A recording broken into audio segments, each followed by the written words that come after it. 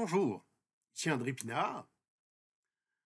Comme quelques-uns le savent, je m'intéresse depuis quelques années à l'enseignement du théisme biblique en ce qui concerne le rapport de Dieu et la création, particulièrement le concept de l'omniprésence divine. Et depuis quelques mois, j'essaie de comprendre en quoi cette doctrine biblique se distingue d'autres systèmes religieux comme le panthéisme, le panenthéisme et l'animisme. Dans la foulée de ces réflexions, j'ai eu le bonheur en fin de semaine de revoir le psaume 104, qui est une sorte de paraphrase du, du récit de la création dans Genèse chapitre 1.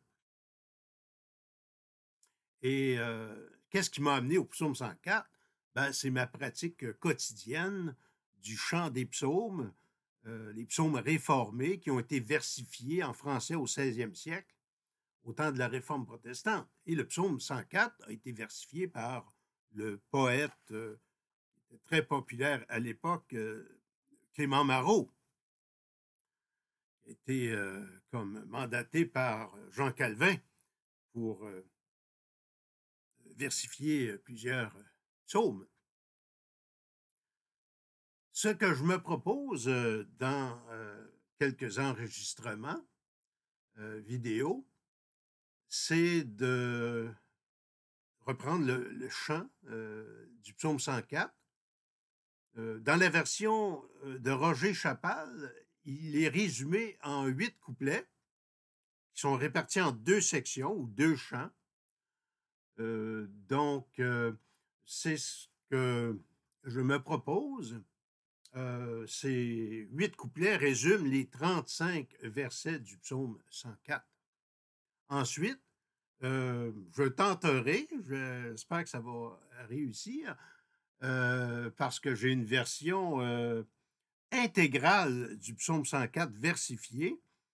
La version de Roger Chappal, elle est sommaire, elle est résumée, elle est synthétisée.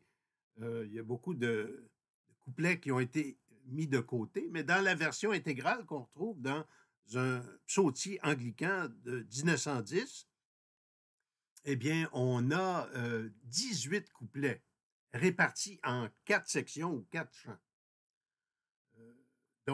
C'est ce que je me propose et bon, si ça peut nous aider à apprendre le chant du psaume 104, moi, en tout cas, ça m'édifie.